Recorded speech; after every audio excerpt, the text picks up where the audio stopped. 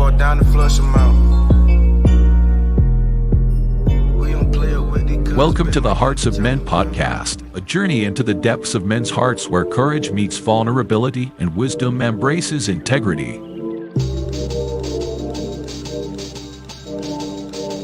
In a world that often measures a man by his outer achievements, this podcast dares to explore what truly defines a man of character. We unpack the challenges and triumphs that shape men's lives, bringing to light stories of resilience, compassion, and unshakable faith.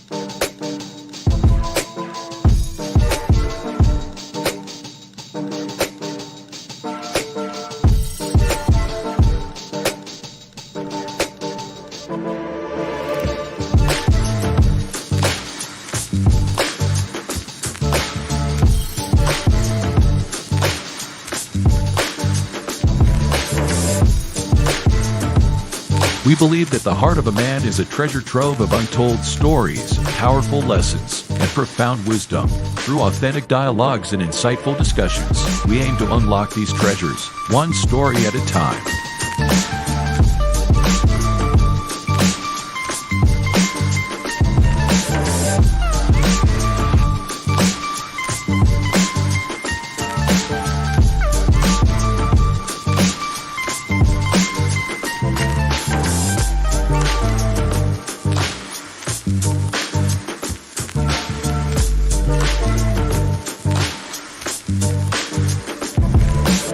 So, whether you're seeking guidance, inspiration, or simply a moment of reflection, you're in the right place. Get ready to be challenged, inspired, and transformed.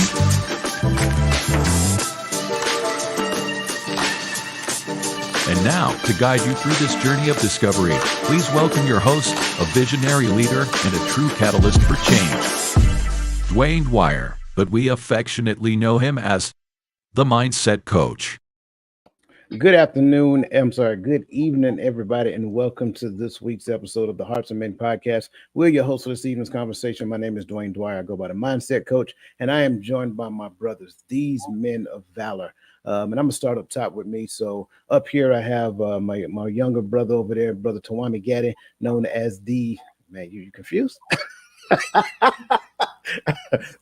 Brother Tawami Gaddy, known as the son of Timothy, also known as the Available Man. And my brother over there, just anxious to be introduced. He goes by the name of Mr. Roland Walker, also known as Poor Man's Dr. Phil, or Mr. Shift Happen. Below us, we have our other brothers, starting from one side to the other, because I ain't going to tell you what side it is. We got the youngest brother down there, Brother Christopher McClellan, from across the table with Christopher McClellan. Also, the still the angry guy that is still angry but trying. And then beside him, we got our other brother, Mr. Garfield Martin, Mr. The Uncle Junior himself, my funky uncle, the consistency coach. Gentlemen, welcome to this evening's conversation. Good evening, sir. Good evening, gentlemen. Good evening, chat. What's up, y'all? Y'all, good evening. Hey, man, I'm how was it? ready to sit back. You ready to sit back? Yeah, this one go be. I'm like Chris on this one. I'm chilling. I am chilling. Oh my goodness, we starting already. Nope. Mm-mm. Listen, I hope that everybody has had a great and wonderful week. I know my brother's week was good. I talked with them behind stage.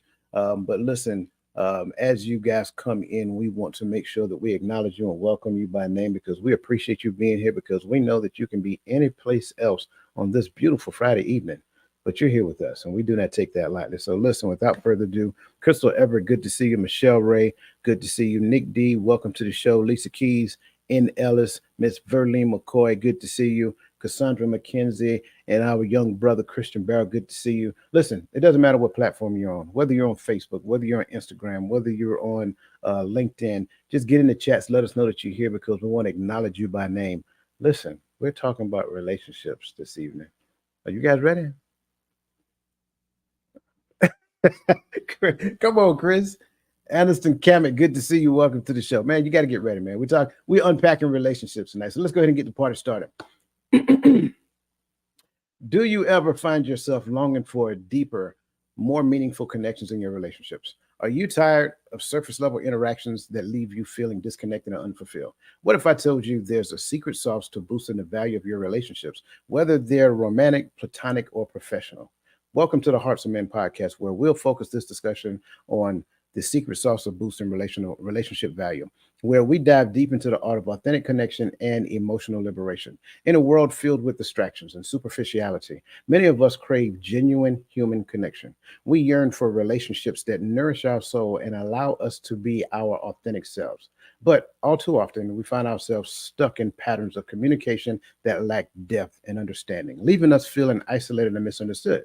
But fear not, because in this conversation, we're going to unlock the secret to foster deeper connections and enhancing the value of your relationships. From the power of authentic communication to the strength found in vulnerability, we'll explore actionable strategies that will transform the way that you relate to others. So, if you're ready to embark on a journey toward authenticity, emotional liberation, and deeper connections, then grab a seat and join us for an insightful exploration into the secret sauce of meaningful relationships. You won't want to miss out on this transformative conversation. And as always, for our viewers, we offer a free download, which is a self-reflective guide, because I believe your first phase of correction is always self.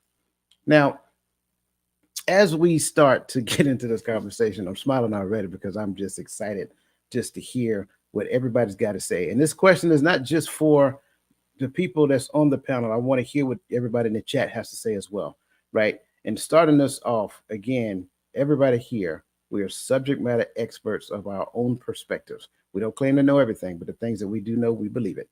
And we don't mind sharing it because we believe it from our center, okay? So I am curious, based upon your understanding, it could be one word, it can be a sentence, it could be a paragraph. I don't really care. But I want you guys to tell us, and I want everybody in the panel to tell, in the chats to tell us as well, what do you think, in your humble opinion, is the secret sauce to having authentic, meaningful relationships? Authentic, meaningful I don't think it's just one thing, but I think I will start with communication, because when you listen more than you talk, you'll be able to hear what the person is saying. Sometimes we just listen to the words that they're saying. We're not looking at body language. We're not catching feelings in that moment. We're not trying to, we are, sometimes we listen how we talk, not how the other person talks. And that can be a drastic change. So when you listen more than you talk, you take into account who you're dealing with, and whether it's like you said, a platonic or a romantic relationship, whatever that relationship is, you have to learn that person, who they say they are, who they think they are. Then you can build on that and grow with that. That's why I'll start. Okay, I like it. Go ahead. I was just gonna make it simple for me. Of course, like Roland said, there's a lot, but so I'm just gonna throw out transparency and understanding. I'll stick with those two. Be Okay. real and understand, like kind of carry out on what Roland talking about listening. But as you listen, gain understanding of what the other person is expressing, or who they are as they're expressing who they are to you. Well, I like Roland. I like the communication. However, I think in addition to just communication, effective communication. But that's splitting hairs in a sense. But for me, I had wrote down compliance, but as I've been thinking about it more, I think my other word is I'm gonna go with respect, right? So the reason why everybody on this panel has a relationship is because of respect. There's a certain amount me and Coach can have a conversation, me and Roller can have a conversation, especially if we're in person, not chatting behind keyboards, but if we're in person, the conversation is only going to go so far before somebody gonna be ready to take it to a physical level. So I think that with men, especially, there's amount of respect that's already there, and I think that in any relationship, if you want to have a boost in your relationship, you got to have respect.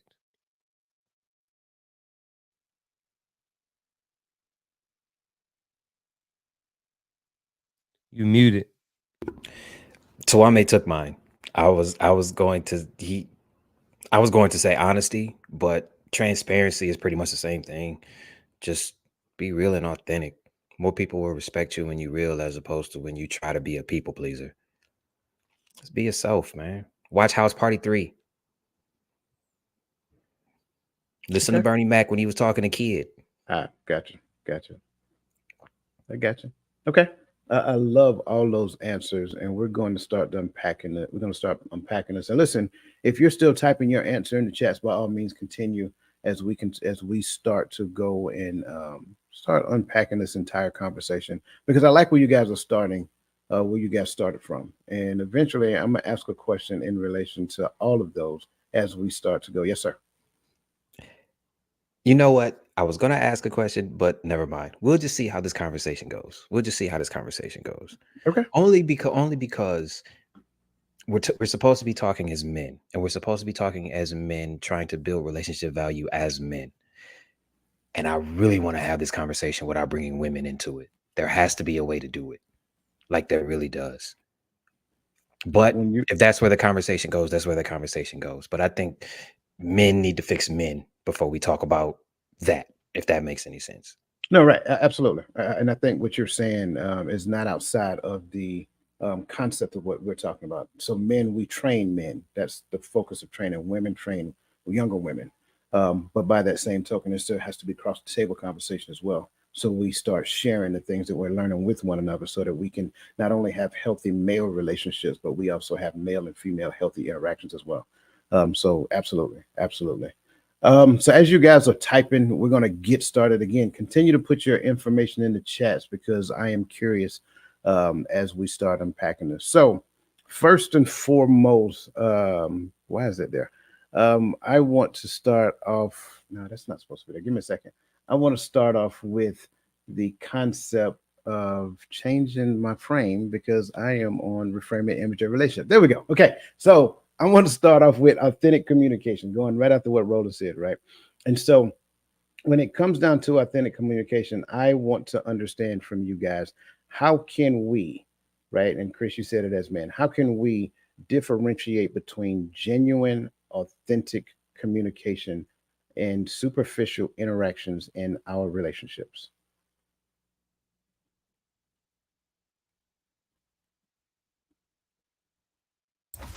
I think so. And I'm gonna jump out there. I think with genuine communication, it feels, to me at least, it feels as a smooth, easy flow, right? And granted, when conversations start becoming crucial and difficult, you got to start thinking a little bit more about what you're saying. But just as, as men, like when we talk, right? I talk with Coach, I talk with Roland a lot, and when we have conversations, whether Coach get deep on us and philosophical and make us pull out the thesauruses or not, it still flows. I understand what he's saying, because I know my brother. So when he speaks, I feel him, and I feel I'm picking up as what he's putting down, and I'm able to either respond or acknowledge I don't have a response, because I think authenticity comes with relationship, right? It comes with knowing the other person. And so when you speak, when Roland say, "What up, Doe?" I'm not looking for a Doe out there in the woods. I know he's from Detroit, and I'm being funny, but so I know what he's saying because I know my brothers. Superficial, it's kind of hard for me to explain, because once I feel like conversations get superficial or baseless or pointless, I kind of exit either physically or mentally from the conversation, because I don't really like to delve into fruitless conversations for myself. But for me, authenticity, or authentic communication comes with the relationship that is built and allows us to flow from there. I'm gonna go with not communication. I'm gonna go with consistency, right? So the amount of time or how often you speak to someone, right? The more we speak to someone, the more, when we meet somebody for the first time, like when I first met Chris or first met Roland or everybody on here, right? There was not necessarily walls been up, but you kind of had to get through a certain, like we had to interact on a consistent basis in order to really determine whether or not when I'm talking to coach, is he being authentic or is he with some superficial shenanigans?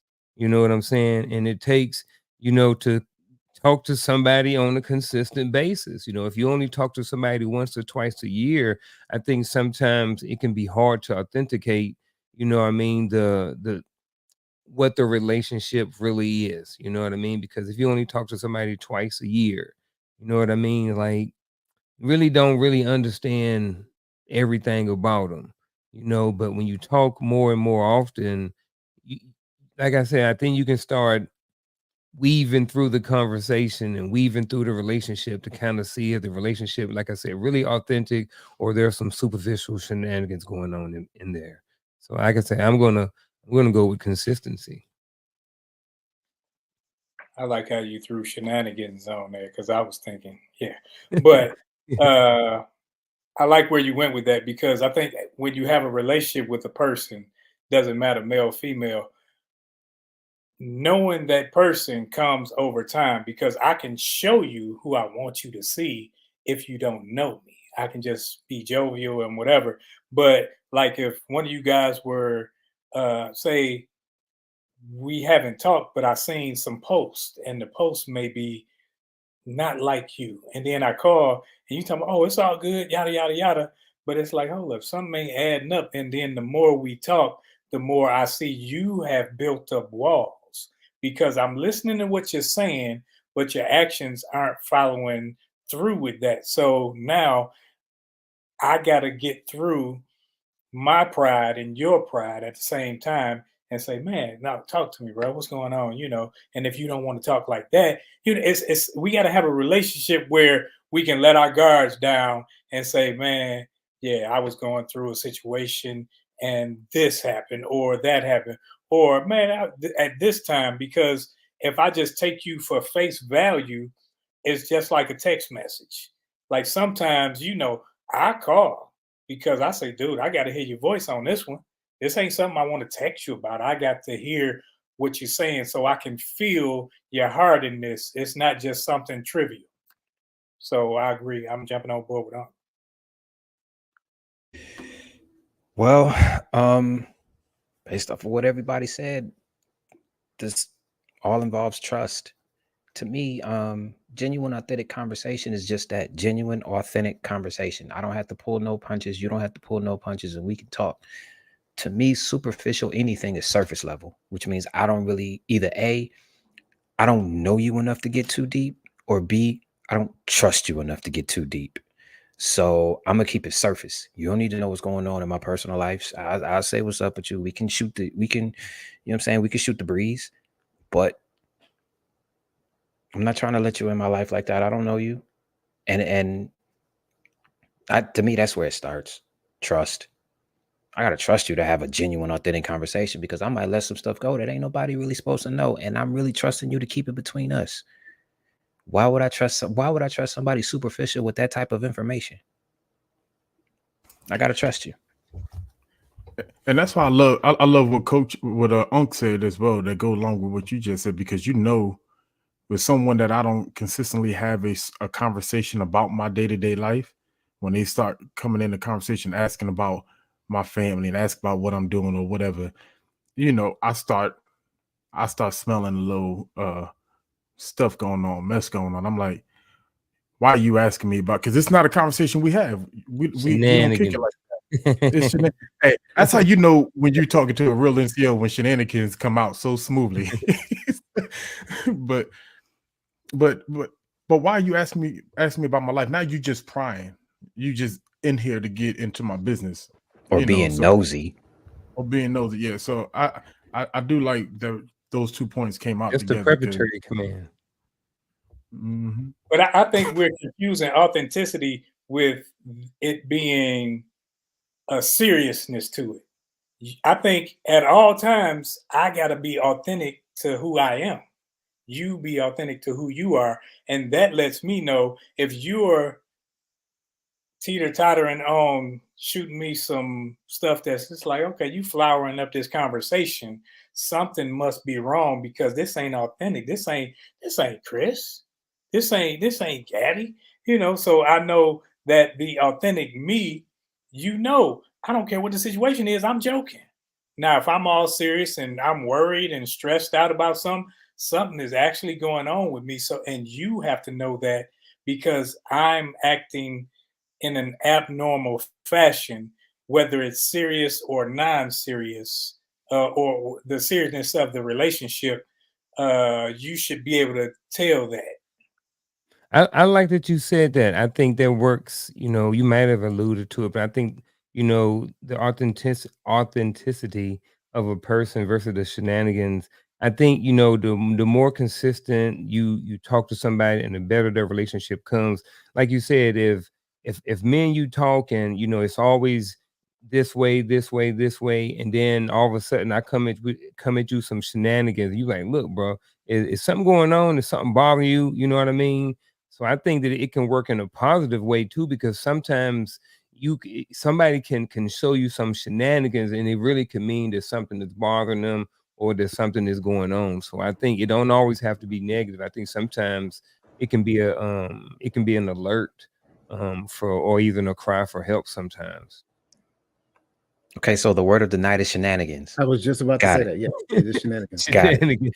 That's the word of the night, ladies and gentlemen. Why not? Yeah, absolutely. I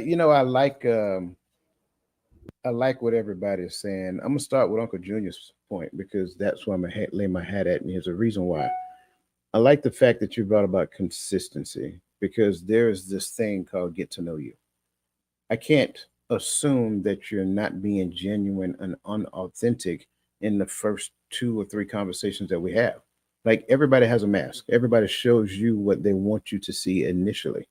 And I think until we get to the point that we have the level of consistency in communication, personal interaction, so forth and so on, if we don't have that, then it's very difficult to get beyond that. A person can hold the facade for a very long time, especially if they don't communicate with you on a consistent basis.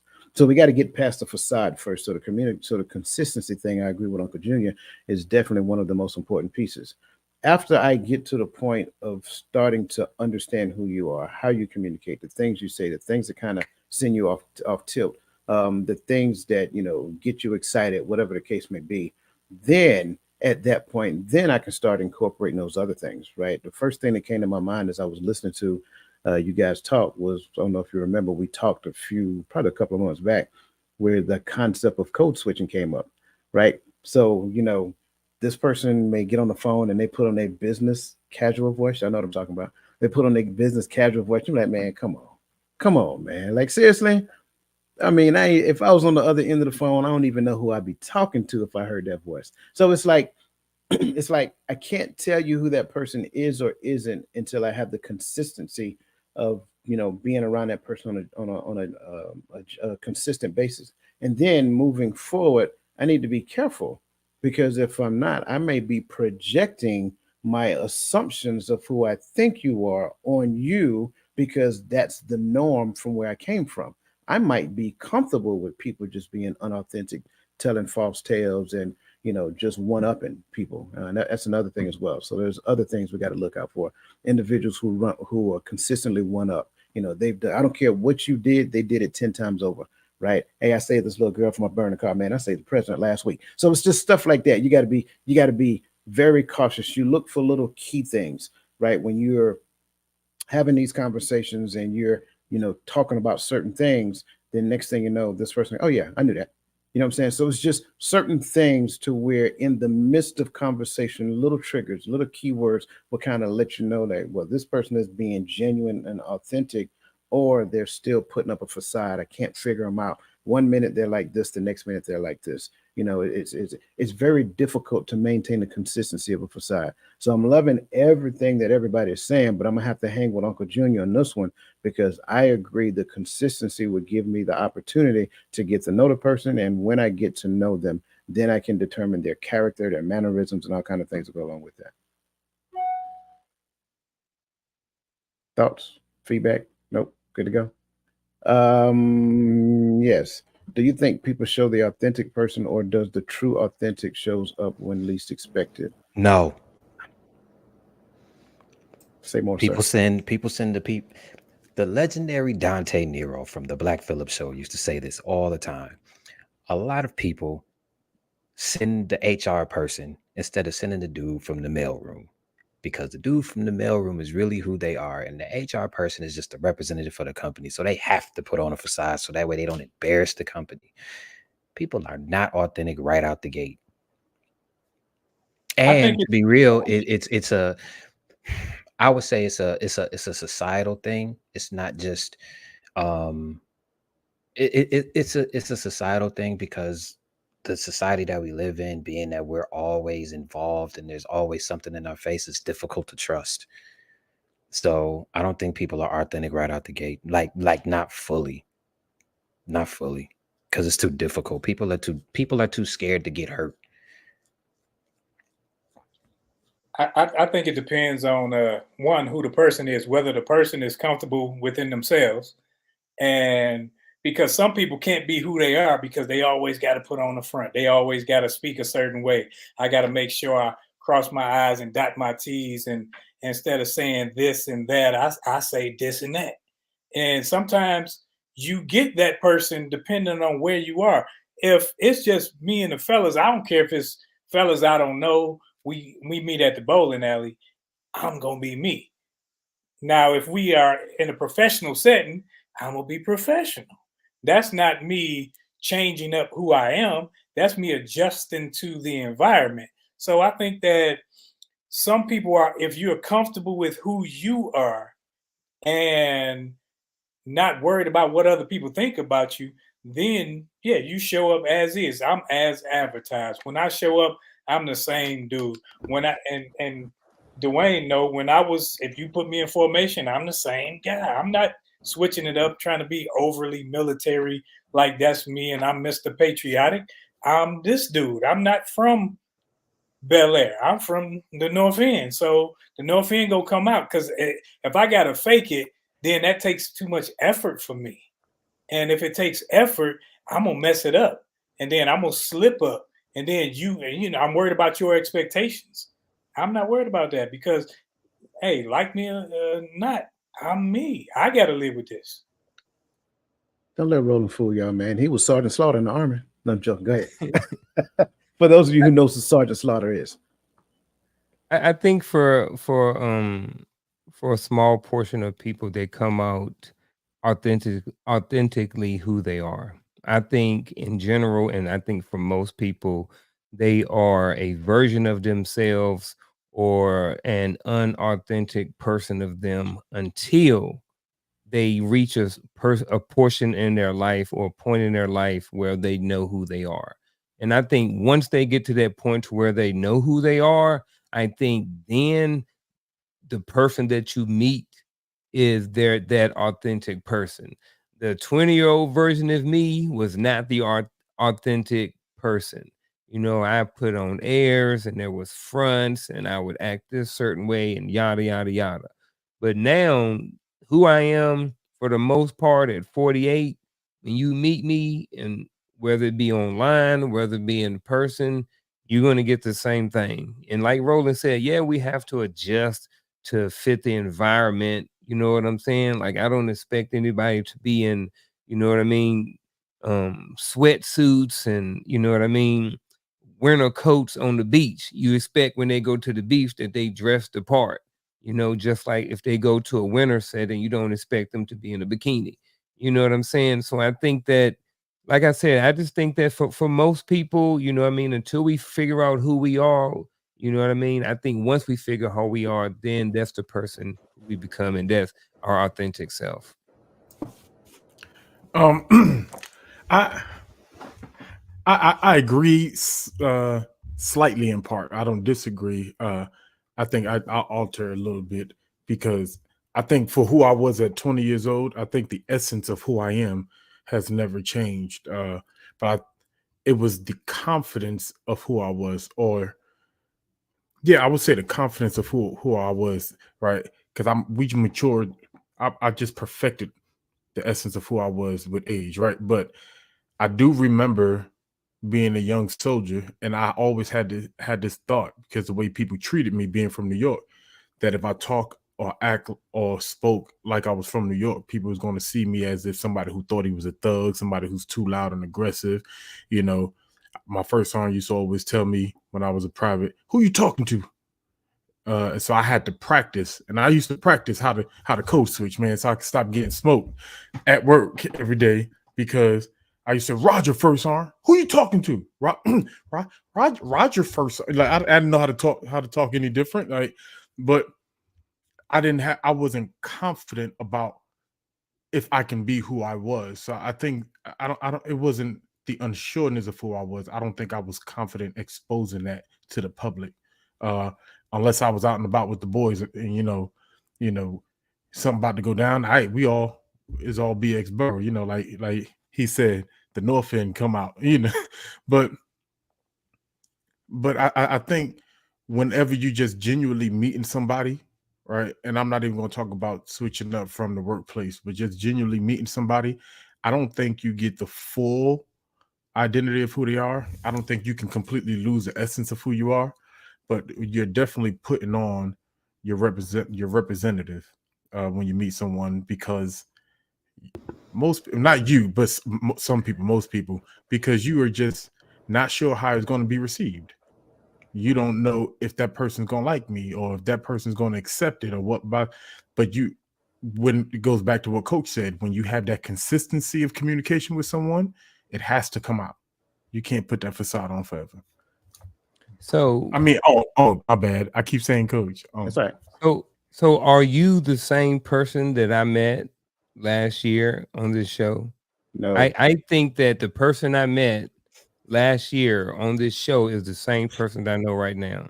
no. Now we have consistent dialogue every single Friday. So the authentic son of Timothy, is that still the same person? I know you may have grown in your thoughts and different things like this, but were you the authentic self then or now, or were you the same person? I think the essence of who I am, I don't think has ever changed. I may have Yeah. matured in my beliefs. I may have matured in my vocabulary. I may have matured in my income, whatever that may be. But who I am has always been who I am. I believe. Yeah. I just think And I think agree. that person just grows. Well, That's why if- I think that some people are inherently born knowing who they are and knowing who their authentic self is. Like I'm around kids every day. They know exactly who they are. They know exactly what they want in life. And I know a whole So- bunch of kids that ain't got a clue. So know what I if I mean? may, Go ahead. if I can explain why I said no. Everybody on this panel, in the chats, everybody who's listening, everybody has experiences. If you have any experience at all in your life, those experiences have forced you to change. Like, one of the worst concepts that we ever heard is that during the time of the pandemic, everybody kept saying, well, we can't wait to get back to normal. Newsflash, there was never going to be another normal. The next normal came after the experience. The same thing happens in your life as well. So as you progress in life, your experiences force you to change, or you learn from your experiences and you make the change. If you don't learn from those experiences, trust me, that experience is going to come back around. It may look different, but it will come back around, and it's going to hit you like inflation. And trust me, you're going to change. So nobody is the same. I love you guys. I understand you guys say I'm pretty much the same. No, you're not. I promise you're not. You have encountered somebody that you've met 15, 20 years ago, or that you've known from the hood, or whatever the case may be. Not saying that you guys are from the hood. I'm just saying from the neighborhood, not the hood. That they said, man, you're different. You're a different person now. You know what I'm saying? Even if like you've like kind of put yourself in some type of forced growth pattern, when you encounter those people different, man, you ain't like you used to be, man. You different now. You talk different, you move different, you do all those things different. So nobody is the same. And if we're walking around with blinders on thinking I'm the same person I was in the army, you didn't know me when I was in the army, because I promise you, I'm not the same person. I'm not the same person I was 5 years ago. So that's why I say that. And it's not to destroy anybody's perspective. Like, to your core, there's a lot of similarities, but you're not the same. Like the hardest thing for a person to change is their core makeup. The stuff that you were taught growing up, those are the hardest things that we have to, that each one of us have to change. And people, and we all change like cars. Every 5 years, they change the model, the make and the model of the cars. So when you had a Cadillac, it looked like CTS or whatever it is. It looked a certain way in 2000. Then in 2005, they had a brand new body style, new trimming and all that other stuff. And that's how we are, because over time you grow. And some people, they stay stagnant and they have the expectations, and they put those expectations that they have on themselves because they haven't grown. They try to put that on you. So like, man, you changed. You dang on straight. I changed. I changed because I've learned some things. I've bumped my head a few times. I've I've failed and I had successes, which allowed me to be the person that I am today. So I know that what I used to do, if I kept doing that, I wouldn't be where I am now or where I'm trying to go. And that's where we got to get our mindset that change is necessary and it's good. But so I don't disagree with you, but I believe what y'all explained it to me. I believe that is evolution, but not me not being who Tuami. I believe Roland has always been a funny dude, has always been a jokester. His jokes may be different, he might be cleaner, but it's still jokes. Just like when you talk about the car, it still has four wheels and an engine. It still takes you from point A to point B. Just it probably moves faster now. Probably has more space now. But the essence of the car is still. You get what I'm saying? So the car, there are changes to the car, but until that thing fly, it still got four wheels and an engine. And that's how I look at it. Like I didn't know Coach in the Army.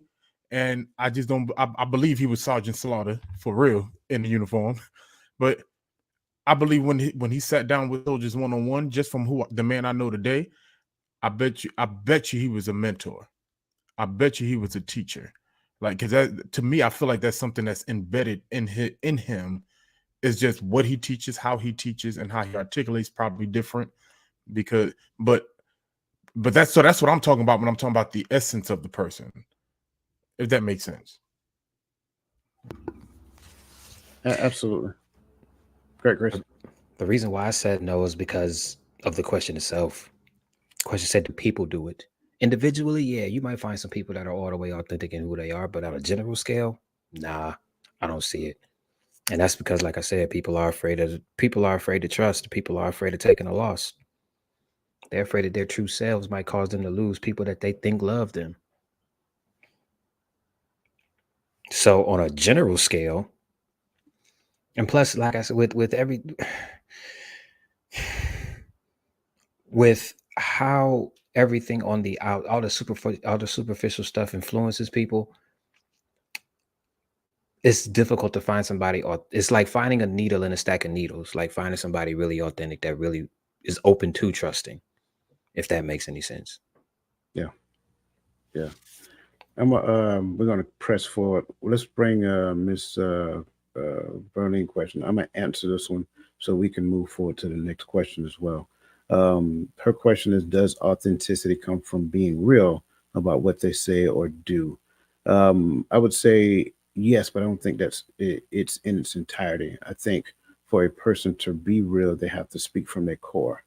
I think a lot of times when people talk, and they talk from the perspective of what they think people want to hear. They share stories because those stories make them feel liked and things of that nature. They want to be liked. But when a person is being their authentic self, it's coming from their identity. It's not something that's made up. So that would be my response to that. And I think that's a great question because we're talking about authenticity and some people probably don't even know what that means. So thank you for that. Let's move to the next section. Empathy and understanding, because time is really starting to get away from us, and I didn't even realize that. So the question I have for you, gentlemen, and everybody else, is how does practicing empathy enhance our ability to understand and connect with others on a deeper level in relationship? Again, how does practicing empathy enhance our ability to understand and connect with others on a deeper level in relationships? To me, empathy allows you to actually see where they're coming from without your personal biases being attached to them. You go down to day level. That's to keep it real, man. That's really the gap in communication that we have as a whole, man. That's really it. People don't want to go down to the other person's level or raise up to the other person's level to actually figure out where they're coming from. Everybody just want to be right. And being always right is not everything that it is cracked up to be. To be real. So yeah, man, it allows you. I believe empathy allows you to open up that portion of your hearing that actually comprehends and doesn't just look for something just to say or something to rebut. You understand what I'm saying? So that's what I would say. I'm jumping on board with Chris. I'm wholeheartedly agreeing because I think sometimes, and I've been one that I know I've done this, where somebody had come to me with a situation. My mind is always fix it, fix it, fix it. I didn't listen long enough to understand that this person didn't want me to fix it. They just wanted me to listen. I just needed to shut my mouth long enough to hear their heart. And then I was like, oh man, I understand. I can feel where they are in this, not where I think they should be, but where they are. And now we can cater the conversation around how they would like it to go, not how I just want to think I need to navigate it. I mean, you guys own it. I mean, just when you practice in empathy, you just, in a sense, you're just putting yourself in that person's position. You're trying to um look at it from their perspective or from their point of view or from whatever they may be going on in their life. You know what I'm saying? So I think that when you do that, it and you are open-minded at the same time, I think it allows you to, in a sense, have a conversation back and forth in your head. So when you're looking at it from this point of view, and now you're looking at it from this point of view, it's like you can have a conversation and you can kind of cross-check each each one of those references. That's kind of how I look at it. You know what I'm saying, for me. And then, with that conversation that I'm having different point of views and I'm seeing things, like I said, from a different point of view. So that allows me to maybe sometimes maybe be willing to reach a helping hand or to be there for my brother or to be there for my sister. Not as necessarily about um sympathy for them, but just empathy. And because I understand it, because I understand that I could be in your same situation. And if I was in your situation, I would want somebody to do that for me. You know what I mean? So I just think it just helps on so many different levels. It just helps, like, I don't know. I can't explain no All more right, you're without good. You're good. start babbling. You're good. 'Cause I got a follow-on question, but I'm gonna go after Gaddy. Go ahead. I guess for me, I look at as empathy as the show of the level of relationship I have, right? It's the evidence that that we have relationship. Because I don't know, maybe it's just me. I don't want to sound cold, but I feel like if we're connected, if you're my brother, if we close like that, but the byproduct of that is my ability to feel when you feel, to mourn when you mourn, to hurt when you hurt. But even in doing that, I think the nature of empathy will draw us closer in our relationship.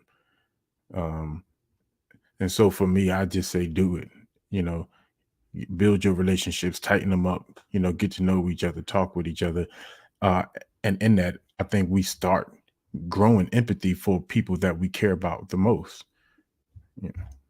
So, I could be I wrong. think. Oh, so let me ask this because I'm hearing a lot here.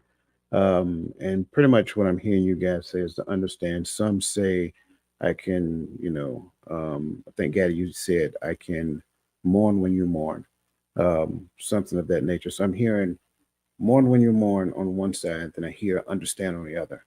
Like, which is it?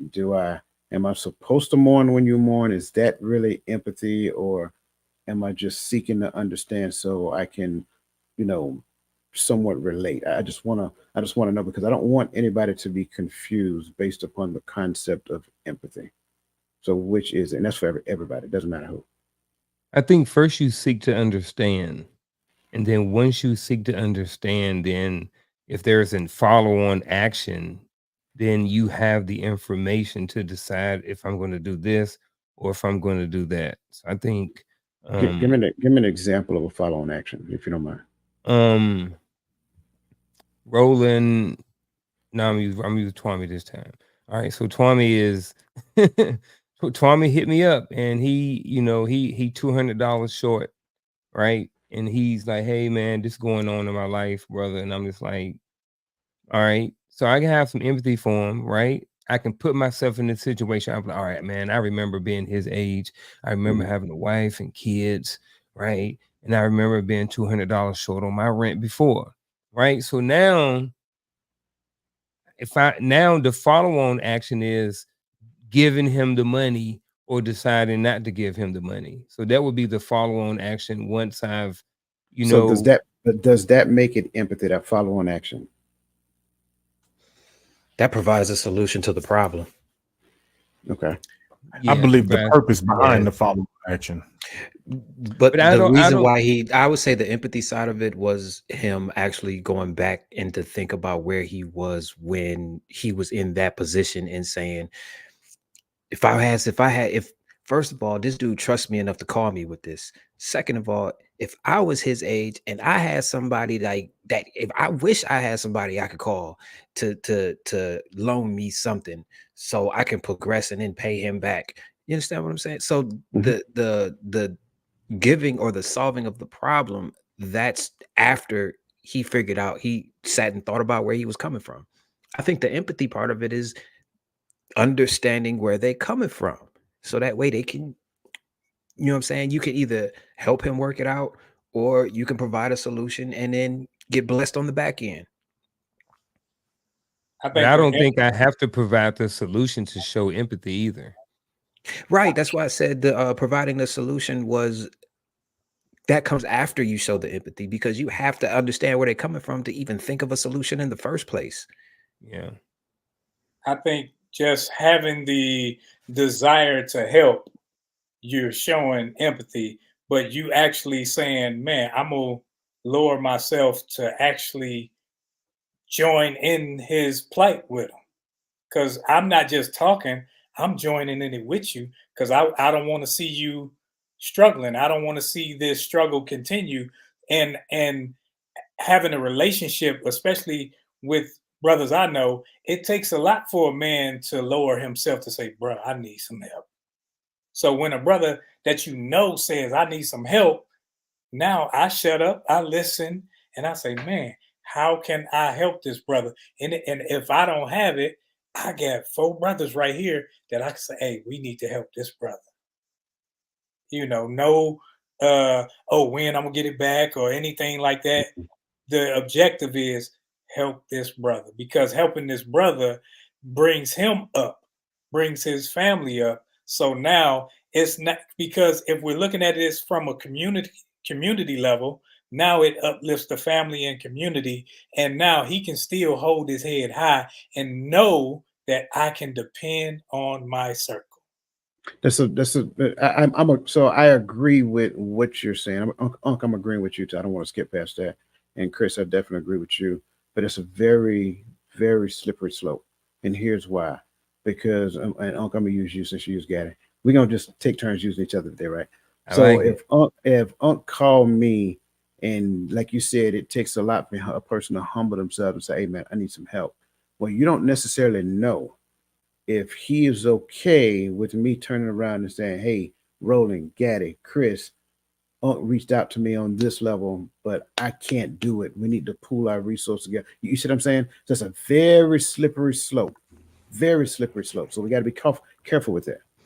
It is. Yeah, you got to know your circle. You really got to know your circle. And that's where I was going. Like, I know that if I were to go to any of y'all, it wouldn't go past any of y'all.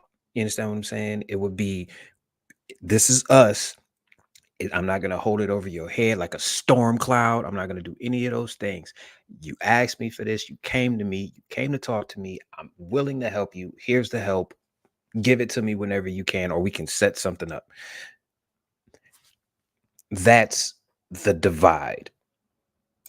We And are afraid to do that because we are afraid of A, being looked at like a leech, and two, it being held over our head. Like, you know what I'm saying? Like, remember when I did this for you? Like, Yeah. if that's really what you're doing it for, you're not really showing empathy. You are conducting a business transaction. and so I think everything that just got said brings me to answer the original question Coach asked. So, I think it's a but and type answer, right? Is it understanding or is it mourning when you mourn, right? Because the reason why I say a but and is because the relationship part plays a factor. I remember a guy one time was just like, man, my pops just passed, and I'm trying to feel his pain and you know and going through all this. He's like, and I'm going so deep. He's like, hold on, bro, we ain't even had a relationship like that. I'm just That's surprised he right. died. And I didn't understand where he was coming from. I didn't understand the level of where this was. Is he Right. hurting? Is he crying? Is he so that relationship part, that knowing the person plays a major factor. So I believe, once I know you, then I know if it's mourn when you mourn, or is it understanding what you need in this time. And that works both ways. I want to make sure I'm saying it. It's not just me wanting to get in there and fix it with you because we have a relationship. It's knowing when to step back and let you learn the lesson that you need to learn in that particular moment. I'm not necessarily talking about something as significant as a death in the family. It is also me having that relationship and understand that some things we got to go through on our own. Some things we got to do on our own. And I think a lot of times what people tend to do is we have this fix it mode so many times, fixed in our head that if a person shares that, our initial thought is how can I help? But in every situation, helping is just conversating. Helping is brainstorming, not necessarily you providing the answer for them as well. So I think we have to understand the people that we're dealing with. We need to understand what empathy is, which I think a lot of times, kind of like what we talked about a few weeks ago with gaslighting, right? I think a lot of times we conflate empathy with sympathy, and what we want the other person to do is to feel what I'm going. I don't want you to feel what I'm going through. That's kind of like why I am who I am. If I'm sharing it with you, I'm sharing it with you from a perspective of making you aware of it. I don't want you to get in the sinking boat with me, because when you get in the sinking boat with me, now we're both going down. I'm over here crying, you over here crying. We ain't doing nobody no good. So I think a lot of times we go a little bit too far with the concept of empathy, and we turn empathy into sympathy and think it's empathy. And then we get mad at other people when they don't display empathy the way that we believe that they should be displaying empathy. Sometimes we got to take responsibility of where we are and ask ourselves, what am I supposed to be learning right now? And if I take charge of myself and do that, then the conversation that I have with my brothers might be different. I don't go to you guys like, woe is me. Like, look, man, I'm dealing with something right now, man. I need to talk to you guys about it. Right. And in talking with you guys about it, I may just ask, like, how do you deal with that? How did you guys handle it? Or if you were me, how would you handle it? You see what I'm saying? So now I've taken it and I've turned it into a mastermind conversation to where I got 5 different brains all focused on the same problem. And here's the reality of the truth. Your brain, believe it or not, is a problem solving mechanism. That's why I keep trying to tell you to stop watching CNN. Every time y'all watch the news, your brain is trying to fix the problem that the news keeps showing you. That is stress. I'm sorry, Chris, you're about to say something, bro. No, I was gonna piggyback off of something you said. Sometimes empathy could be you shutting up and listening. A lot of people don't really take too kindly to getting unsolicited advice from people, especially when that unsolicited advice comes from someone who has little to no experience about what the person is sharing. They just feel like they have a thought and they need to solve the problem. Sometimes empathy could be shut up. I need to get this off of my chest. And then we can go from there. If I ask you, then that's different. Or if you say, can I ask you something, like Coach has a habit of doing, then that's different. That's opening up the gates so that way I could get some, like I can, you know what I'm saying? I can, we can now have that conversation. But a lot of people automatically think that they know what's best for you in the movie they got in their head. Absolutely. Sometimes shutting up is the best solution. Absolutely. Does empathy deal with feelings or our ability to understand what that other person is going through? Yeah, I kind of think we just talked about that. So it does deal with feelings. It's our ability to understand what they're feeling. I don't have to share in it. I don't even have to have the experience. I just need to shut up the noise that's going on in my head so I can hear them authentically. I think that's one of the main reasons why we spent a lot of time talking about communication prior to, right? Because a lot of times we have self-talk while the other person is talking. Empathy means that I need to remove any opinion that what's going on in that person's life when they're talking to me, listen exactly to what they're saying, understand how they're feeling in relation to it, and then I can respond compassionately, like Miss Uncle Junior is saying over there. I can respond compassionately, but in my response, I also need to hold the space for them to be able to think. And I think a lot of times what people think empathy is that once I share it with you, I can just give up and just wait because you're going to give me what I need in that moment. That creates dependency, and that's not good. So we got to be careful with that. So great question, and thank you for that. Let me see. Am I missing the thing? Am I overlooking the thing? Okay. Additionally, there is more than one type of empathy that is often overlooked. Absolutely, absolutely. And we got to be, and I think that's. I don't want to. I don't want to speak wrong in either direction. I think it's just initially we just need to understand what empathy is, right? And then once we understand what empathy is, then we can start looking at like how do I employ it? Like how do I, how can I show up in this moment for this person, or how can I show up in this moment in this person, for this person?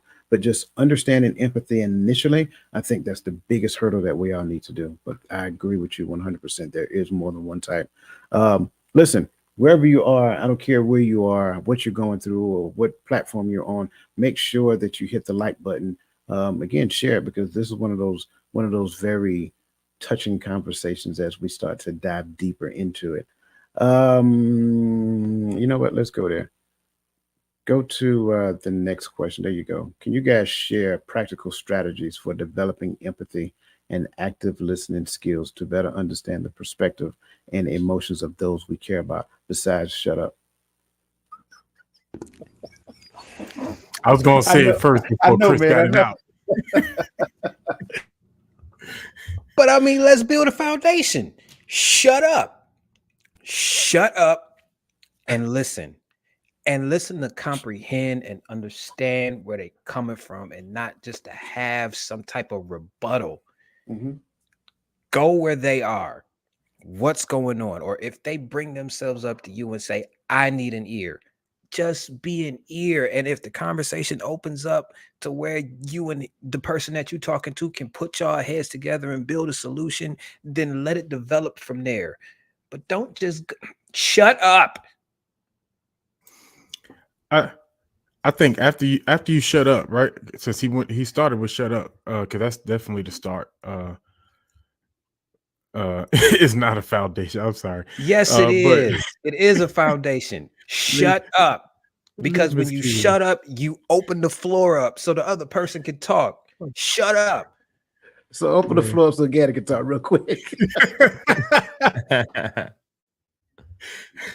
Hey, perfect segue. But after we shut, I think for me, because I think a lot of us, especially like if you're preacher, counselor, or whatever, you tend to want to respond. And so for me, what I found a good exercise to help me know whether or not a response is really warranted, or if this person just need to get off their chest, is after they express what they're going through, sometimes I ask a question like, so what's the plan? Or what you gonna do? What we gonna do next? You know what I mean? And just in case you need my help, so what we gonna do? What's the plan? Because then they'll be like, yeah, I'd already got this laid out, blah, blah, blah. All right, you don't need my help. You venting. And I let them continue. Like, man, I was hoping you could help me figure out. I figured since you you know, okay, you are soliciting my assistance. All right. You know, so I think another part of that is asking the right questions.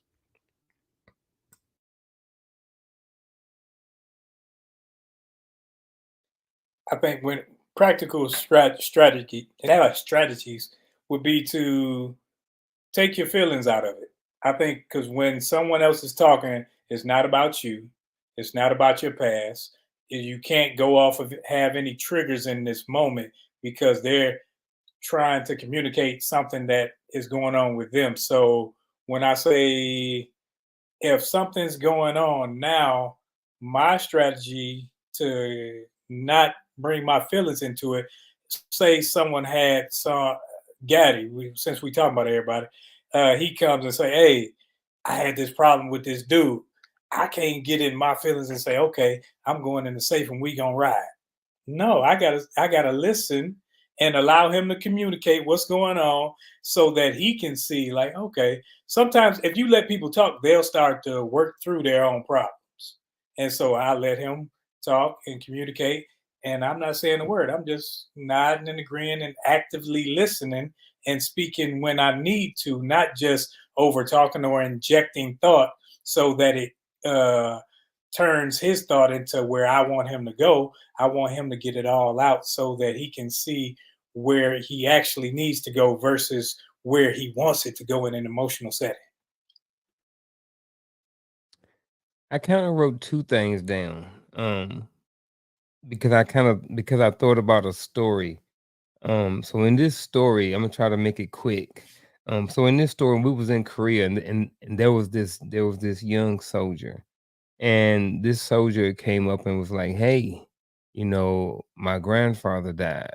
I'm like, "Okay." So then, not too long after that, so I think the soldier. I don't know if they went home or whatever. Like, this matter went home, and then not too long ago, it was like my grandfather died, and it seemed like it kept happening. Like the person's grandfather got died, and I was like, when people keep telling you their grandfather died, you in the military, you like, look, how many grandfathers you got?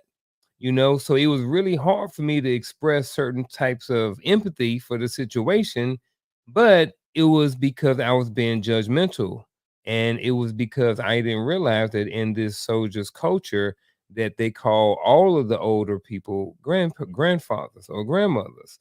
So I think that sometimes we can be judgmental about certain things, which can cause us to not show or develop a certain amount of empathy.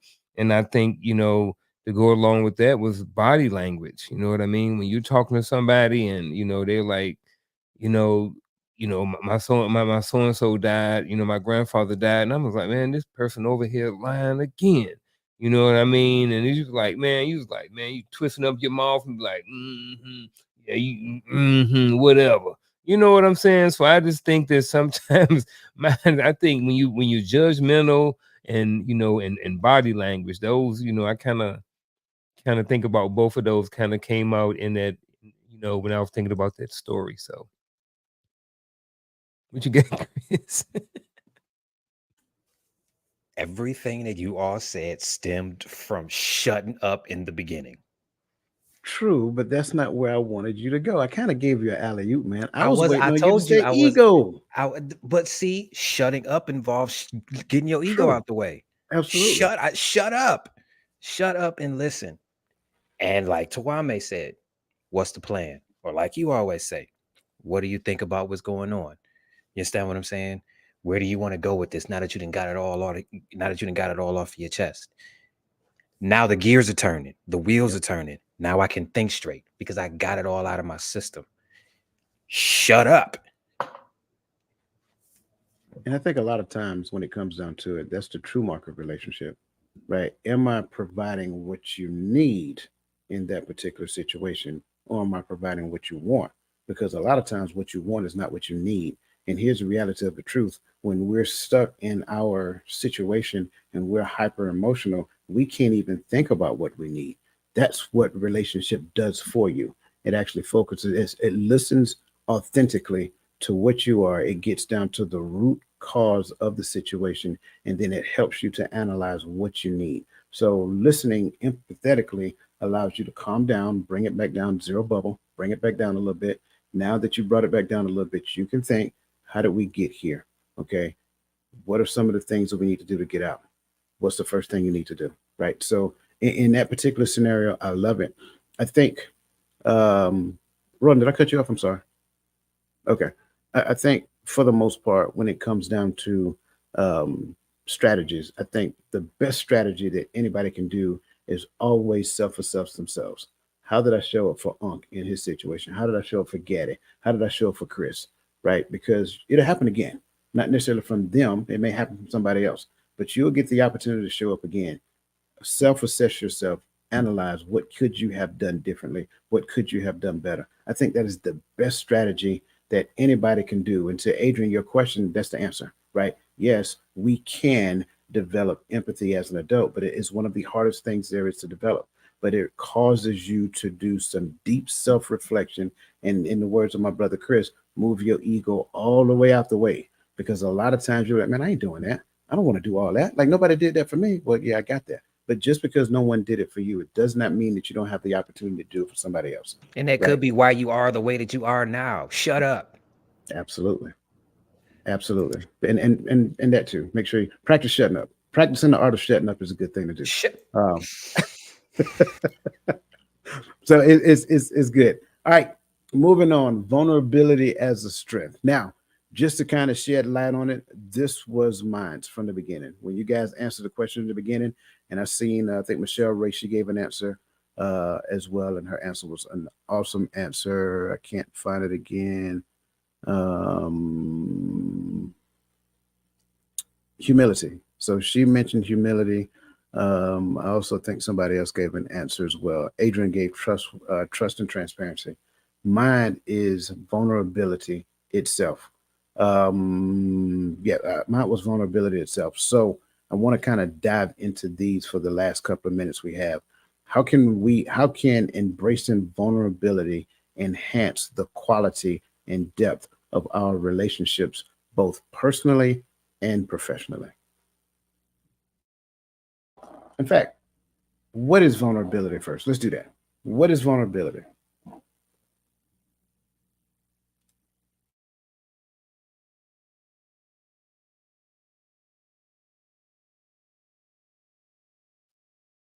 I see what Chris doing. Oh yeah, I'm looking it up, so that way I know exactly what I'm talking about. And from what I see, it means being susceptible to physical or emotional attack or harm. You put yourself out there to where, and that's why when I say, if I have a friend or if I have a relationship with someone and they have a problem, now I make myself vulnerable where I'm exposed. That's what it is. Is you're exposed. You're exposed to the pain, you're exposed to the hurt, you're exposed to the damage that can come from this. And you put yourself in that position to allow them to see that you're in it with them and not you're not just talking about it. So it tends to, like, man, it's like when in basic training or in situations where when I played on teams, when y'all went through 2-a-days in the summer, it helped you grow as a team to where when times got tough, hey, I know I can count on him, because when we was throwing up out our nose, he still was there. He handed me water. You know how it is in the summer when you doing 2-a-days and running hills and stuff. And that type of bond, or that type of I guess bonding exercises actually helps make relationships more conducive to struggle. On the tally to what Roland said, because I agree 100%. I'm going to say vulnerability is. I was going to say trust, actually. Putting yourself out, you trusting the situation or the person enough to put yourself out there. But I would say, I wouldn't use the word trust. I would say the removal of fear attached to what Roland is saying, because I think what keeps us from opening up and being vulnerable is the fear of someone using it against us. Talking about the asking for help if when finances ain't looking right. I'm afraid of being looked at as a man who's not taking care of business. I'm afraid of being looked at as the leech. I'm afraid. I'm afraid. I don't want to be looked at less than. And that's not. I'm gonna leave that alone. But so I think it's the removing fear from the relationship. Gotcha. Uncle, what you got? Nothing. I'm nothing at all. You moved up on the microphone like you was ready to attack. So I just wanted to make sure. No, I was listening to the trust piece. I think that when you're vulnerable, I think that it can cause trust. But I was trying to think in my head is, if I'm being vulnerable, do I already have the trust? Like if I do something vulnerable, like I put myself out there and I'm just like, man, darn it, man. I be coming on here talking about I got all this money, but then I'm over here and asking coach, like, man, let me get $100. Right. So I think it's I not don't caring know. about. I'm trying to figure out, like, if I'm being vulnerable to him, does that mean that I already have the trust? And if I already have the trust, am I still being vulnerable? And I don't know if I don't want to spin us off into a whole different conversation or nothing, but that's just what I was kind of thinking about. No, you're fine. I want to kind of bring us back because there's some other stuff I want to get to. Me personally, if I were to tie the word trust in with vulnerability, it has absolutely nothing to do with another person. It's because I trust in a higher power more so than I trust in the other person, right? So that's why vulnerability can become a part of my character. So that's what kind of makes relationship more easily acceptable or present. But by that same token, vulnerability, I'm going back with Chris's definition when he says opening yourself up for, what'd you say, Chris? Open yourself up for attack or harm? Yep. Okay. So it's almost like everybody, you guys are old school, Star Trek, Star Wars, whatever the case may be. It's kind of like when we was deployed, one of the captains came up and started yelling at the operations officer. And he said, whoa, shields down, man, shields down. Right. So it's taking your shields down, putting your defense mechanism down, not being so guarded, right? Being open now, right? Now what happens afterwards is vulnerability. So that's the thing I want to get at when I say that. Uncle, you still lucky about to attack the mic, man. So I wanted to. No, you get. I'm good. No, you get. So I wanted to kind of unpack that first before we get into this first question. How can embracing vulnerability enhance the quality, and that's the key, and depth, second key, of our relationship, both personally and professionally? When I know you in it with me, and you've taken measures to where you sacrificed, because it has to be a sacrifice for you to be vulnerable, to put yourself out there on my behalf. So now my trust level in you and how you feel about me and our relationship grows, and that can only enhance it, because now it's like, man, I know he got my back. I know he was there for me. So now I'm confident that if all else fails and the shenanigan hit the fan, I got one person with me. That was the word of the day. Jesus H. Yeah. I'll say that embracing vulnerability, especially as men, it would enhance the quality and depth of our relationships man to man, because it would kind of show the other person how to do it. Like, a lot of people don't know how to be vulnerable because they ain't never had no examples on how to do it, or how to do it and still be manly at the same time. Like, a lot of people, a lot of us don't know how to do that. So if we got an example and you showing us how to do it the right way, and you ain't got your ego involved in it, hey, and it's working, and it's actually working out for you, let me see if I can find my own version of this, so that way I can maybe do this with somebody else. A lot of us don't know what it looked like. I like that. Let's see what you did there. I think so. I'm gonna speak from the person as if I see you being vulnerable in this with me. Um, the quality part for me is like if I'm looking at it from the aspect of you're all in to whatever the end goal is, the mission, right? If I'm looking at it from that aspect, like, hey, this is what I'm trying to do, and I bring it to you like, bet, let's go. What we gotta do? You trying to build this business. Can I help you? Let me put something down. Now you're financially vulnerable in this with me. So I know you're all in. The quality of that relationship, it goes up because now I know we can grind. I know I got somebody I can bounce ideas off. I got somebody I can call and say, hey, I'm hitting these roadblocks. Think this with me, because you're in there. You've opened yourself up to the goal with me. You're not just out here watching me do it. But the depthness is when I realize that you're not doing it just for the end goal of starting this business, but you're in it because of me, because of our friendship, our relationship, our brotherhood, cause you to open yourself up and make yourself vulnerable in whatever way that is to the plan, because you want to see me win. Now it's more than just I have a business partner to talk to. It's I got a friend I know, like Roland said earlier, that got my back.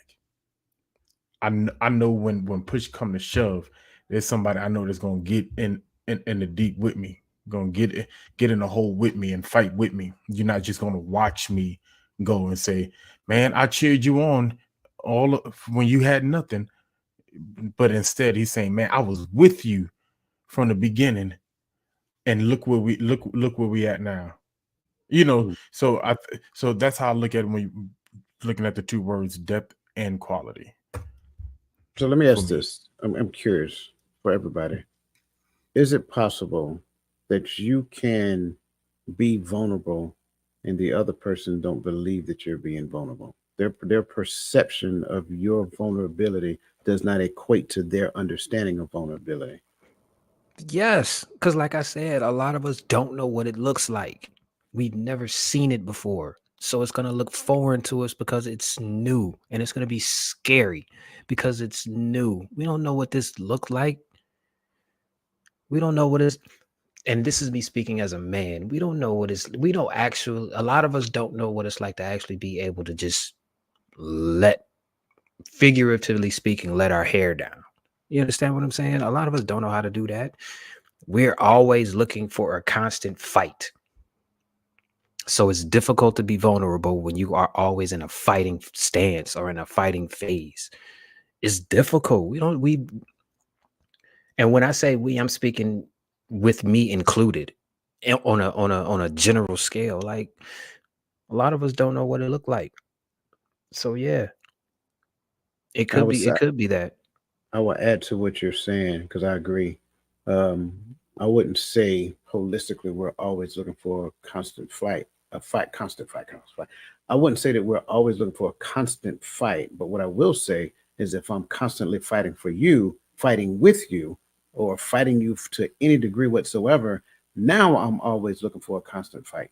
That becomes problematic within itself. So you should not, especially if there's a lot of tension here, you shouldn't expect me to be vulnerable because I have to be on guard. So I like that response. What about everybody else?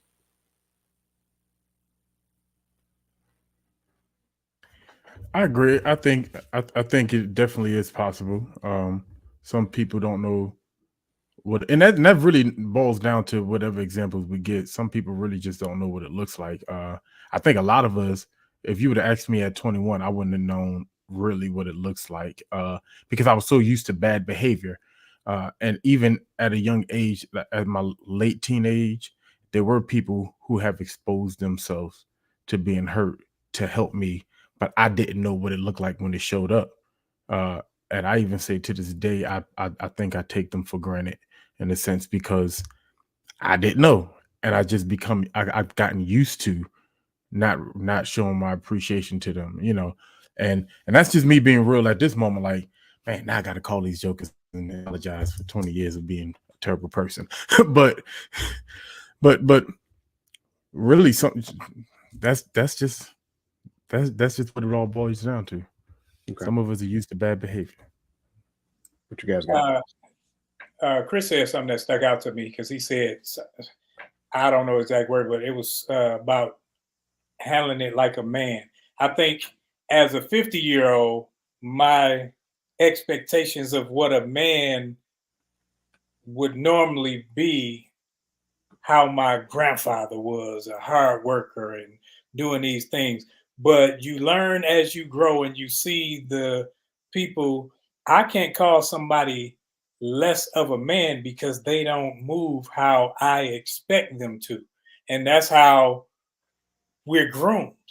Oh, he moving around. We call them sissies. We call them this. We call them names because they don't do like the hard men of old did. So when you have a young boy crying, you say, you can't do that. You can't cry. You you label him certain things. And so that makes them not want to communicate and not want to be vulnerable because in that state, you bashed them and you didn't get down to that level. So you weren't empathetic when, if you were just to, as Chris said, shut up, get out your ego and listen and lower yourself to them. Now, I'm not looking at you as not being manly enough to handle things or not being manly because you're not handling your bills, because that's all in judgment. What I do is I try to stand not in judgment, but look at the overall person. And if you are a male, I don't degrade you to anything less than that because of your actions. I just say you may not be mature enough, and I stay away from that because I don't do a lot of things. I do a lot of things that most men of old wouldn't consider manly because I get my feet done, I get my nails done, and then they like, no, you supposed to have hard nails and calluses, and I'm like, that ain't gonna happen, bro. But that's the generation that raised me. And that's one of those things where we got to stop because people try to be vulnerable and they pull back when they see you're too egocentric and in your machismo, and they steer away from you. Yeah, I think that you can be vulnerable and people not see it. Absolutely. And to this question, how can embracing vulnerability enhance the quality and depth of our relationships, both personally and professionally? I think that, to kind of pick, from different people's talking points, I think, yes, it helps with the connection. And then I think it, back to the word trust again. If we use that example about, me talking a bunch of smack and then having to ask coach to borrow $200, you know what I mean? And then like what Chris was talking about and not tell everybody, you know what I mean? Like if I borrowed $200 from coach and he didn't go around like, man, Garfield, he talking all that smack, but then he over here telling Roland behind closed door that that I borrowed $200 from him. So, I think that what you can do is when you embrace, if I am vulnerable and I do ask coach for $200 and he does it for me, he doesn't spread all my business. I think that helps with our connection, at least on my part as the receiver. And I think it also helps me, knowing that he didn't tell everybody my business. I think that helps with the overall trust in our relationship. I don't know, man. I'm starting to feel some type of way. I think everybody think I'm telling. I'm joking. Go ahead, Gary. All right, coaches out here putting our business. Nah, No, right? No. So I'm trying to be careful. I'm trying to make sure I'm not about to derail. But when it comes to the trust part, I agree that is definitely important.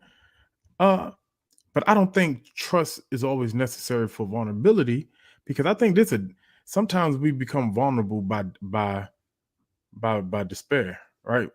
It's either this $200 or I lose everything. And so at that point, whether you tell everybody or not, is you gonna give me this $200 because I need it. Like, so I think in that because there's moments we have to be vulnerable because we have no other choice. And so I think that's a part. I think is robbery to miss that point, because maybe I'm just speaking for me, but I've been there. You know what I mean? I remember being vulnerable. I remember my mama being so vulnerable because she couldn't feed us. We on the train singing gospel songs so people give us some money on the train so we can go home and find some food to eat. You know what I mean? And it wasn't because she trusted people on the train. It's just that, hey, I don't really care whether you go tell somebody or not, but my kids got to eat. And so there's that when we talk about vulnerability too. Yeah, I definitely I get that part too. Definitely. Yeah, let's kind of push forward because I kind of want to get one more question in. I'm sorry, Chris, what you got? No, I was going to say that either way, I would say in the situations like that, both parties are vulnerable because one party is being vulnerable and letting you know what's going on in their head, and the other party is being vulnerable by opening themselves up to maybe help you with that solution. Both of y'all are putting yourselves in harm's way. Yeah, absolutely. So you're always vulnerable when you're in situations like that. Yeah. Let's try to find a solution to this. Because again, this is my opinion. I believe this is the secret sauce to boosting relationship value. So what practices or mindset shifts can individuals adopt to become more comfortable with being vulnerable in their interactions with others? Being vulnerable is not synonymous with being a punk.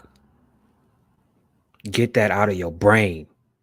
You are not a punk because you are in a vulnerable position. You are not a punk if you ask somebody for help. You are not a punk if you release some of these emotions to another guy that you trust. You are not a punk. So how about shifting that mindset and quit allowing these people with social media talking points to tell you that you a man or you not a man based off of the stuff that come out of your mouth? How about dealing in the, you know what? I'm sorry. I will admit that that's one of my biggest pet peeves when you hear non-male entities saying a real man will and real man want, or you hear a man say tell what a real woman would. You don't know. You have no idea. So that is one of my pet peeves. I was ready for you, Chris. You can't even see it in my light. It says ego. Yeah. We have been ego deprived, bro. That's all I'm saying. Right. Been waiting for it. Nah, but I'm right there. I think one of the things that we can adapt is we got to get out of our ego, so that we can become better community members, right? Not everybody I'm gonna call friend. I get that. Not everybody I'm gonna call brother, sister. I get that. But I got to get out of my ego enough that I can be a good community members to those who are in my community. Period. Right. I can't be on my horse. Well, they need to get a better job. Well, they should have got a certification. I like you say in the military, we be like, man, you ain't out here doing this with us. Well, I pick my MOS, but that don't work in community. I'm sorry you picked to be a 13 Fox and now you got to sit out there in the field all the time. My bad. I'm sorry. I'm bringing it back. And I'm sitting in the A-lock with the AC on. But that don't work in community. I gotta move that ego out the way so we can make it happen. That's to me. So. He taking a drink, so I guess I'll say plan for situations to come up. Issues come up in relationships. You don't throw the relationship up away simply because y'all had some issues. You may have an argument, you may have a tiff, but you don't, just because you had a spat don't mean you throw the issue, the relationship away. So plan for it and be willing and ready to work through that so that you can build on top of the relationship. Because if the relationship is valuable to you, you'll go through some things to get where you both trying to go.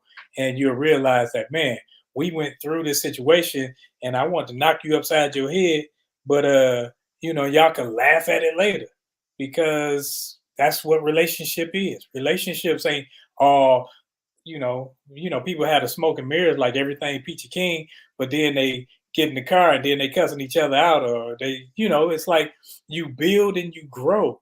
And what you were at 20, you aren't at 30 or 40. you grow on these things. So you are able, your skin has grown callous enough to know that, man, he didn't mean that. Like me, I'm a jokester. So if I'm saying a certain thing, Gaddy's wife had to grow on me because I was me and I was joking with her kid. And she like, oh, he picking with my kid. I ain't picking with him. I'm showing him love. And that's how I show it. So you got to be willing to work through those things and not take isolated incidents and make them the whole of a relationship. I think one of the practices or mindset shifts the individual can adopt to become more comfortable with being vulnerable in their interaction with other is starting small, right? So just tiptoeing out there, right? We were talking about consistency and knowing coach for a couple of years, like give him a little bit of information. How does he respond? I'll wait a little bit. I'm just using an example. Is he going to come back around? Is Chris going to tell me about what coach talked about? You know what I mean? So it's just like, or even especially in a relationship with close personal relationships, you know what I mean? So I just think just start off with giving a little bit, seeing if it can be trusted, then giving more information, then a little bit more, you know what I mean, until you're comfortable. If you're not comfortable being vulnerable, don't throw the whole sink at somebody. You know what I'm saying? Because they may take that whole sink and do devious things with the information that you just shared with somebody. I couldn't have said that better myself. I agree. I'm not taking away from nothing anybody else said, but that's exactly what I was going to say. Start off small and build up. You got to realize that vulnerability is a display of courage. It takes courage to be vulnerable. It doesn't make you weak. I think Nick D said it in the chat and Chris said it as well. It doesn't mean you're a weak person, right? But you have to attempt to be vulnerable. And vulnerable is done incrementally over time, step by step by step. And when situations arise, when frustrations and trials and tribulations happen and things of that nature, then that's room for a very honest conversation. And depending upon how the other person handles that conversation, they run the risk of you backing it up. And we're going to try this again. And unfortunately, that's reality. That is the definition of social interaction. I would tell you, I started using this phrase. I ain't going to use it on here because, I don't think the internet like those terms, but I think that's really what it is. From the home, when we are kids, we have and you guys can put the piece together. As a kid, we have a delayed progression when it comes down to social interaction. Just think about another word that describes delayed progression, right? We have a delayed progression when it comes down to social interactions. And so what ends up happening is that you may think at the age of 20 or 21, whatever the case may be, I should understand vulnerability. No, Chris just said it a few seconds ago. A lot of us were totally clueless. We probably didn't get it until our 30s or whatever the case may be, because we was too busy providing and protecting back then. You know what I'm saying? That's what man is, survival of the fittest. Now it's different because we understand manhood as being all encompassing. And so once we open up, and we start coming in, being vulnerable bit by bit. And I think it works both ways. I can't speak for one, but I think it works the exact same way. As we start open up bit by bit, getting stronger with, becoming stronger and more comfortable with being vulnerable with this person. Well, when something happens, then it backs up. And now we have to work this thing out betwixt the two of us, taking that word from Bernie Mac, by the way, betwixt the two of us so that we can get to the point of actually getting back to the space of being vulnerable together. So, perfect description, bro. And that's exactly how I would describe it. Listen, we went a little long. I appreciate you guys for staying with us. Listen, by all means, wherever you are, hit that like button again as we get ready to close out, because this is the time for our bittersweet moment, the final thoughts. And again, we're going to just keep it simple. We're going to go from Chris to Gaddy. We're going to go to Roland. Then we're going to find out what Unc, and then I'm just going to take us home and be done with it. So, Unc, you closing us out tonight, bro. Chris, you starting the show. That being said, we appreciate you guys. Brother, you got the floor. Okay. I guess my final thought is this. Boosting relationship value, to me, starts with understanding that the most important person in that relationship is the relationship. I think that's where we should start. that would be a great way to boost relationship value, because you understand that the relationship just is not about you. It's about the relationship. So maybe if we started off with that mindset, we could increase our own individual relationship value and show other people how to increase their relationship value, so that way we can make this a trend. So yeah, that's my final thought. To be honest, I don't even know where my final thought just came from, man. I wrote some stuff down, but I'm going left. Right. I think there's people out there who think that you're hurting somebody by not being a good friend, by withholding your vulnerability, by withholding your empathy. There's somebody out there that's willing to be a good friend to people who are willing to put themselves out there to be a friend. So only person you're really going to hurt is you, because you're going to lose out on a friend. You're losing out on relationships. You're losing out on community. Unless you're one of those people that just want to be around yourself only, then do that by all means. But don't take up the space in somebody's life to not be what they need, right? Not what they want, but at least not be what they need. If I need a friend, if I need someone to talk to, if I need some, be that, or don't be anything. 'Cause we waste space and we waste energy and we hurt people, So I can go find a friend that's gonna be there for me. It just means I won't have that level of friendship with you. And so now we miss out on that level, on the level of relationship that is a blessing to have with one another. That's all I got. I say be active together. Actually do some things, whether it's a platonic relationship or a romantic relationship. You can't just think that, oh, we just gonna sit on the couch or we just gonna text or call. Sometimes you got to actually do some things and make a routine, like a weekly routine where, hey, on Wednesday mornings, this is what we do together. We pray and then we do this while I walk, and I know you going to work or whatever it is. And have about, you got to give people space. You can't smother a person because you'll push them away, or you'll develop a need for that person to be there every waking moment of your life.